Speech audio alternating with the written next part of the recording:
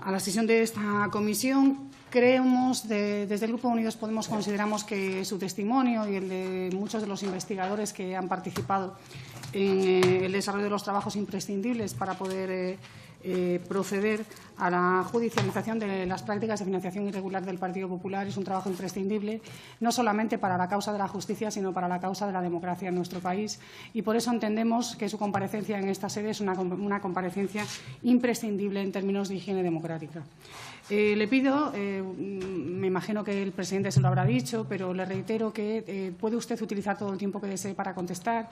Y en ese sentido creo que es muy interesante que en las actas de esta comisión de investigación y, por tanto, en las actas de esta sede parlamentaria conste con el mayor detalle aquellos hallazgos que usted considere relevantes para que comprendamos cómo ha funcionado la financiación del Partido Popular a lo largo de estos años. Le haré, en principio, preguntas muy genéricas y luego algunas más concretas relativas a elementos que aparecen en los autos judiciales y en los propios documentos de investigación y, insisto, siéntase libre de tomarse todo el tiempo necesario para contestar a estas preguntas, puesto que no está limitado. En primer lugar, querría preguntarle cuántos años de su carrera ha dedicado a investigar la financiación del Partido Popular y la corrupción de las estructuras organizativas del partido. Llevo 11 años en la Brigada de Blanqueo de Capitales y desde el año 2007 iniciamos la investigación que dio lugar al procedimiento que instruye el Central 5, las 275/08, donde se pone en manifiesto alguna serie de hechos de los que usted hace mención. De todas las tramas de financiación ilegal y de corrupción del Partido Popular, ¿a cuáles de ellas ha dedicado usted más tiempo o más trabajo? La que acabo de comentar. En las diligencias previas, el conocido como caso Gürtel es el que me ha llevado, en términos de temporales, actualmente todavía el mayor periodo. Empecemos por la trama Gürtel, ¿no? ¿Podría explicarnos en qué ha consistido la trama Gürtel? La investigación se ha centrado en lo que hoy en día, a fecha de hoy, todavía son elementos indiciarios, puesto que no existe sentencia firme respecto a gran parte de la investigación y se encuentran presuntos, en cuanto todavía no están confirmados por una sentencia que reconozca como hechos probados lo que considere. De tal forma que con estas prevenciones lo que hemos estado investigando es una estructura organizativa conformada por una estructura empresarial de base cuyos objetivos se centraban en la consecución de adjudicaciones de administraciones públicas. También intervenía en procesos de adjudicación urbanística en administraciones locales, preferentemente, y prestaba servicios en base a un contrato con la formación política que me acaba de indicar y le posibilitaba mecanismos de financiación. ¿Cuáles son en la trama Gürtel las principales comunidades autónomas y ayuntamientos implicados en la trama? Si las piezas que se han abierto finalmente afectan a distintas administraciones de la Comunidad de Madrid, concretamente el Ayuntamiento de Boadilla del Monte, el Ayuntamiento de Pozuelo de Alarcón, el Ayuntamiento de Majadahonda, el Ayuntamiento de Madrid, la propia Comunidad Autónoma, así como la Comunidad Autónoma Valenciana, y también ha habido una extensión a la Comunidad Autónoma de Castilla y León y al Ayuntamiento de Jerez. Esos han generado procedimientos judiciales, bien sobreseídos o bien todavía vivos. ¿Qué periodo de tiempo abarca la trama Gürtel, la investigación que ustedes han llevado a cabo? ¿En qué momento empieza la investigación? ¿A partir de qué momento comienzan los actos presuntamente delictivos? ¿Y cuándo concluye? Sí, la organización se empieza a configurar a principios de los años 90 y la finalización de sus acciones está marcada por la fecha de la intervención judicial que se produce en febrero del año 2009. Por tanto, podríamos estar hablando de delitos continuados. Es una tipificación que a mí no me corresponde. Bien, pero ¿cree que es posible que se haya acreditado indiciariamente por alguno de los autos que se trata de delitos continuados en el tiempo? Es decir, que el hecho de que exista desde principios de los años 90 y llegue hasta ya entrado el siglo XXI, podríamos decir que se trata de prácticas continuadas. Bueno, nosotros hemos puesto de manifiesto una serie de conductas que se extienden en el tiempo y así está plasmado en los informes. ¿Quiénes han sido, bueno, además de los casos de lucro personal, desde el punto de vista de la financiación ilegal del Partido Popular, cuáles son los principales elementos beneficiarios? Es decir, ¿qué es lo que se financió con la trama Gürtel? Actos de campañas electorales, compra de sedes, gastos relativos a campañas o a acciones regulares del partido. ¿Podría detallarnos qué es lo que se financió con la trama Gürtel? Sí, antes de responderle, sí me querría decir que mi testimonio en esta comparecencia está sometido a lo que dice el enjuiciamiento criminal, en el sentido que aquellos procedimientos judiciales que están en fase sumarial están arrogados de la reserva. Y yo he actuado como policía judicial, por lo tanto, hasta que no se abra juicio oral, tengo que mantener esa afectación de reserva en cuanto al contenido de lo que allí se le produzca, puesto que yo voy a tener que comparecer y en ese momento en el que se produce la contradicción por las partes acusadas es cuando se pondrán en juego los elementos aportados en los informes. Sí es cierto que hasta este momento ya se ha abierto un juicio oral que está a punto de cerrarse, denominado Primera Época, donde una de las cuestiones que se ha investigado es la presunta, igualmente que mencioné antes, indiciaria, financiación de actuaciones o actos de campañas electorales en 2003-2004 en los ayuntamientos de Pozo de Alarcón y Majadahonda. Además de financiación de actos de campaña electoral, ¿existen otros gastos, como luego, por ejemplo, ocurre en los papeles de Bárcenas, relativos a la compra de sedes del Partido Popular en algunas ciudades del país? En la pieza que se está investigando ahora, que está haciéndose el juicio, mejor dicho, hay financiación, indicios de financiación tanto de campañas como de gastos corrientes en la actual.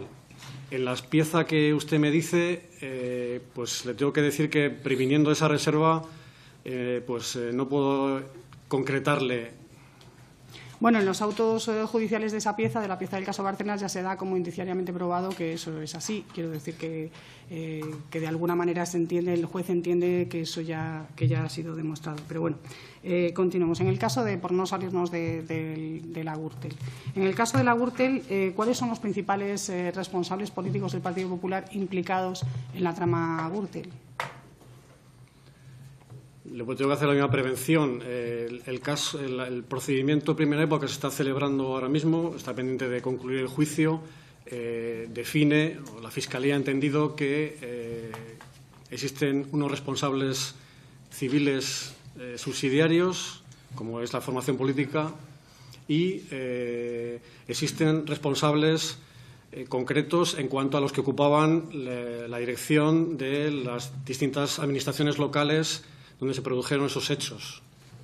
¿Cuál diría usted que es la relación entre la trama empresarial que sostiene a la trama Gürtel y la dirección del Partido Popular en la Comunidad de Madrid?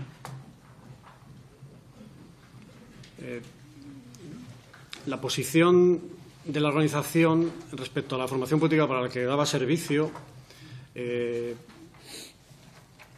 deviene en una relación, pues primero, de proveedor del servicio, como eran las sociedades de Francisco Correa, pero también facilitaba, o como he indicado inicialmente, mecanismos para la financiación.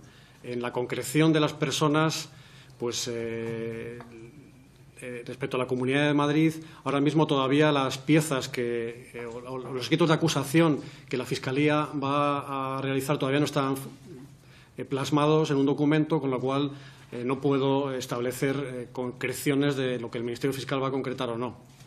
Pero en los hallazgos de las investigaciones se identifican prácticas de fraccionamiento de facturas para que luego la dirección del Partido Popular asumiese esos pagos y fuesen de manera más opaca o invisible a la transparencia, digamos, de la financiación de los actos por esas empresas?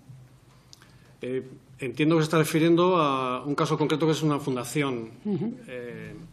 Bien, esa investigación concreta que hicimos tiene dos vertientes. Por una parte, la propia fundación en sí misma y los actos que ella hizo, y por otra parte, los mecanismos empleados desde el punto de vista financiero para dar cobertura a los flujos de dinero. De tal forma que la primera parte, la Fiscalía ha entendido que estaba prescrito el hecho delictivo y la segunda no, y sería una presunta falsedad documental pendiente de que la Fiscalía lo califique. Respecto a la primera parte, que es la presunta financiación que está prescrita, lo que nosotros hemos analizado pone de manifiesto una serie de mecanismos, de procedimientos que en aquel momento la legislación de financiación de partidos no cubría, en el sentido de que aquellas fundaciones que orgánicamente pertenecían o estaban adscritas a las formaciones políticas no consolidaban y no se hacían los mismos controles financieros que a las formaciones políticas a las que estaban adscritos, como posteriormente la regulación ha cambiado. Entonces, en aquel momento temporal, las fundaciones, en este caso concreto, captaba fondos para su desarrollo de sus funciones de diferentes empresas privadas y los mecanismos que utilizaba Francisco Correa era transformar conceptualmente las facturas que emitía a la formación política por actos en campaña electoral en actos realizados presuntamente para dicha fundación, con lo cual digamos que el resultado final era un trasvase de fondos de la fundación hacia actos que estaban inscritos en el ámbito de la formación política que estaba detrás. Es decir, que con los fondos de Fundescan se financiaban las campañas del Partido Popular. Indiciariamente, ya le indico, y presuntamente, y que la Fiscalía ha considerado que estaba prescrito, efectivamente había un trasvase de fondos mediante este mecanismo de facturación ficticia con el que conseguían financiar actos realizados en campaña electoral. ¿Cree usted que el tesorero del Partido Popular en la Comunidad de Madrid conocía de estas prácticas? Varios de los documentos informáticos que hemos analizado, el nombre que aparecía estaba relacionado con esta persona, y es la persona en la correspondencia que mantenían el referente con quien concretaban los costes y las fórmulas de pago. La estructura, voy a leerle una declaración del señor Bárcenas ante el juez, un pequeño fragmento, en donde el señor Bárcenas dice, el 15 de julio de 2013, ante el juez Ruz, el señor Bárcenas dice: lo que yo sé es que en cada provincia o en cada sede regional se lleva, por el sistema que sea, una contabilidad de las mismas características que la de la caja B que usted está describiendo, y que la mecánica de aplicación de donativos y de utilización de donativos es similar. ¿Cree usted que efectivamente, tanto en los ayuntamientos antes mencionados, los ayuntamientos investigados en Gürtel, como en la Comunidad de Madrid, se llevaba una práctica de caja B similar a la que llevaba el señor Bárcenas en la sede de Génova? En los dos ayuntamientos que están siendo objeto de enjuiciamiento por las prácticas realizadas en aquellos momentos, más que existir una caja de fondos ajenos propiamente dicha en manos de la formación, lo que existía era un fondo generado por facturación ficticia a contratistas de la administración local, con el que se financiaban, con ese fondo se financiaban los actos de campaña o de montaje de la oficina electoral, etcétera. ¿Cree usted que la señora Esperanza Aguirre conocía de estas prácticas de financiación de las campañas electorales del Partido Popular en la Comunidad de Madrid y en el Ayuntamiento de Madrid? Lo desconozco. ¿Quiénes cree que conocían dentro de la dirección del Partido Popular estas prácticas de financiación de las campañas electorales? La documentación que nosotros hemos analizado involucra a aquellas personas que directamente regían, en este caso, los dos ayuntamientos municipales. Me gustaría preguntarle sobre el caso Bárcenas. ¿Podría explicarnos en qué consiste el caso Bárcenas? La pieza separada UDESBLA Informe 22.510, que es técnicamente como se denomina, se inicia a partir de unas aportaciones documentales que efectuaban personas de una formación política, representantes de una formación política, a partir de unos documentos que habían aparecido en un medio de comunicación social. Ahí es como se inicia la pieza y el magistrado nos pide que contrastemos esos datos con la información que existía previamente en el procedimiento que se estaba instruyendo, las 275/2008. Eso es lo que da inicio al procedimiento judicial. El objeto de la investigación, en líneas generales, que nos encomienda el magistrado instructor en cuanto a la determinación de los elementos objetivos, subjetivos y temporales, es la verificación de la realidad o no de las anotaciones que allí figuran. Entonces, el resto de nuestra actuación se ha dirigido pues, a la concreción, la realización de diligencias que han permitido verificar o no la realidad de los apuntes que figuraban allí. De acuerdo, vamos a hablar de los apuntes que figuran en los papeles de Bárcenas y que el juez Ruz ha dado en diferentes autos como indiciariamente probados. ¿Quiénes eran los principales donantes que aparecen en los papeles de Bárcenas? Como lo he dicho antes, estoy sometido a la reserva del contenido de la pieza porque tendré que testificar como testigo o perito en la misma, con lo cual lo que le puedo aportar son cuestiones generales que no colisionen con el contenido que tendré que testificar y defender en su momento, ni con la posición de las partes acusadoras en el mismo.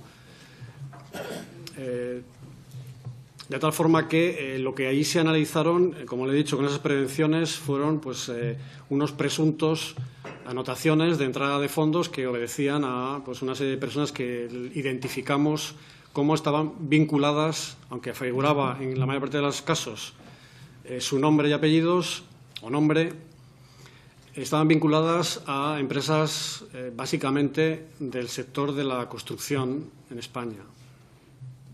En los papeles de Bárcenas aparecen dos tipos de personas, las que aportan fondos y las que reciben fondos. ¿Podría relatarnos quiénes son los principales receptores de pagos que salen de la caja B del señor Bárcenas? En ese objetivo que nos marcó el magistrado de identificar y verificar, nosotros procedimos a la transcripción completa de los documentos e identificamos efectivamente tanto a los donantes como a las personas que presuntamente aparecían en la como receptores, como anotados en la salida de fondos de los apuntes, bien sea con iniciales, bien sea con nombre y apellido, en fin, procedimos a la identificación presunta de los mismos. La verificación de la realidad de lo que allí había no fue una competencia nuestra, sino que fue la agencia tributaria la que, en base a el análisis de los modelos de declaración 190 de retenciones a cuenta, pues estableció los elementos para verificar o no los mismos. Es decir, y la identificación de las personas que aparecen allí se encuentra en la pieza que está pendiente de enjuiciamiento. ¿Nos los podría referir? Son cargos, personas que estaban vinculadas a la formación política en aquel momento o que continúan en ella, o personas que en algún momento han ocupado alguna posición dentro de la estructura de la formación política. ¿Se encuentra en esa relación el señor Trillo? Sí. ¿El señor Álvarez Cascos? Indiciariamente sí. ¿El señor Mariano Rajoy? Indiciariamente sí. ¿El conjunto de los secretarios generales del Partido Popular? Indiciariamente sí. ¿El señor Arenas? Indiciariamente sí.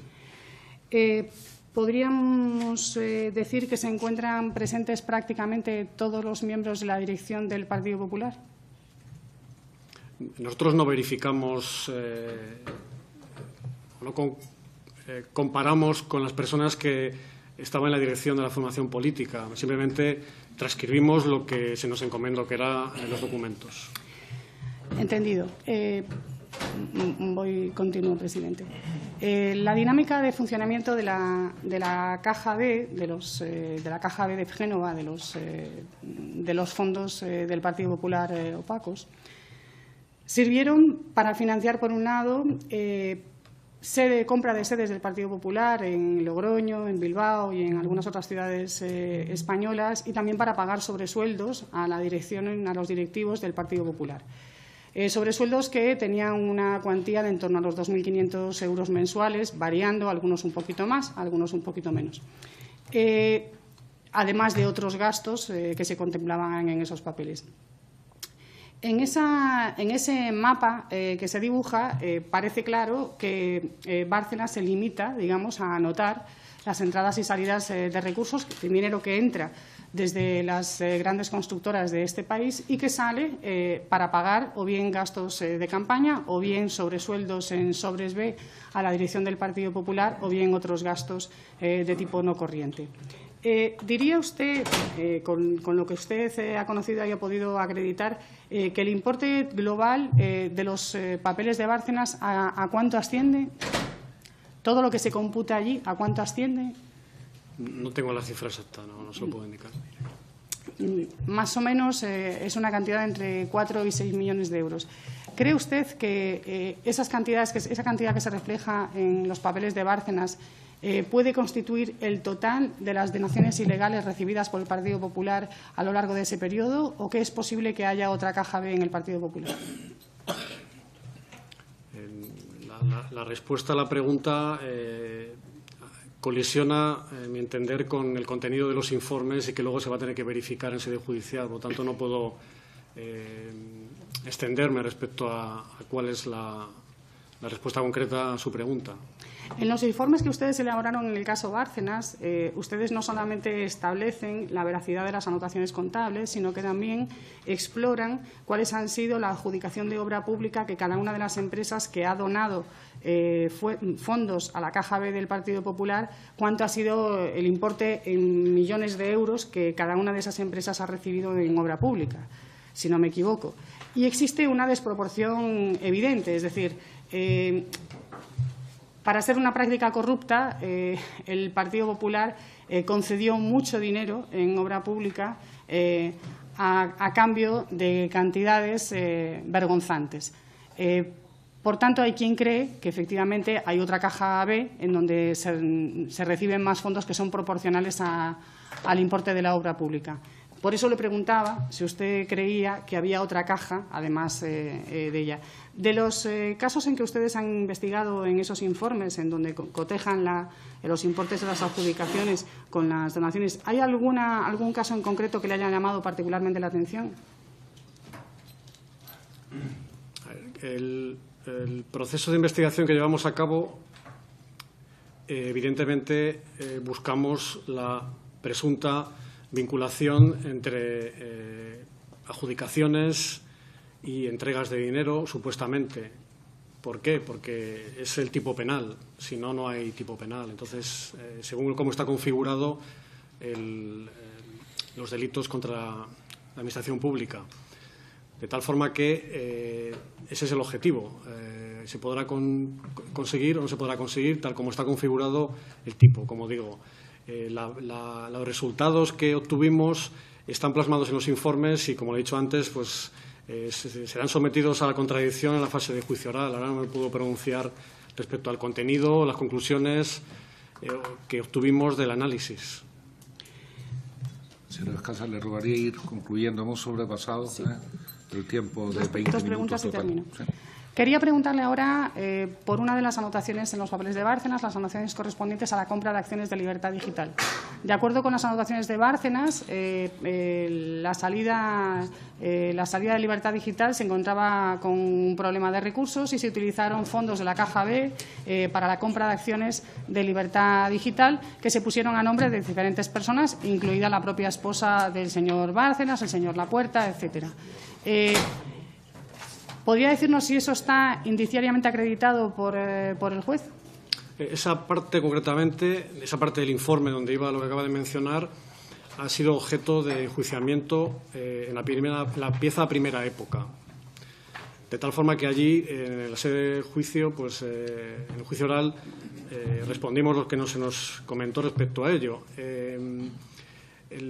Las operaciones realizadas de compra-venta de acciones de la Sociedad Libertad Digital han sido estudiadas a partir no solo de la información que de referencia me indica, sino también de otra serie de diligencias que hemos realizado para confirmar y verificar que la compra se había producido y en qué términos se había producido la misma. De tal forma que, como conclusión de ello, en los apuntes que figuran hemos podido verificar que efectivamente la operación se llevó a cabo y por las personas que allí figuran, con el resultado en parcialmente que está anotado. Es decir, que el Partido Popular compró acciones de Libertad Digital con dinero de la Caja B para tener el control de un medio político, de un medio de comunicación, al que luego no le exigió el reembolso de esas cantidades. Es decir, que hay una financiación demostrada en la compra de Libertad Digital. Concluyo ya. Concluyo con una cuestión de detalle. En el año 2004 hay una anotación en los papeles de Bárcenas, una donación de 3.000 euros de una persona que me parece particularmente relevante, y es que hay una anotación de una donación de 3.000 euros del entonces presidente del Tribunal de Cuentas de nuestro país. ¿Podría decirnos si esa anotación está verificada? Le puedo decir lo mismo, colisiona con el contenido de los informes que tendré que confirmar en la fase de juicio oral. En todo caso, sí que está elaborado el informe, sí que han elaborado un informe sobre la presunta donación de 3.000 euros del entonces presidente del Tribunal de Cuentas a la Caja B del Partido Popular. ¿Correcto? Ahora mismo, de memoria, no sé si hicimos alguna diligencia para la comprobación o verificación de ese dato concreto. Nosotros, si figura, que ahora mismo no lo tengo en la cabeza, pues efectivamente habremos transcrito lo que allí figuraba. Ahora mismo no sé si verificamos o no verificamos, pero bueno, en cualquier caso, el contenido de lo que hiciéramos o no hiciéramos se encuentra en los informes. Figura. Muy bien, muchísimas gracias, señor inspector. Muy bien. Muchas gracias, señora. Señor presidente, sí. Una cuestión de orden, porque me gustaría que esto quedase claro. Luego esto va a constar en el diario de sesiones. Como usted bien sabe, hay un procedimiento judicial abierto al respecto.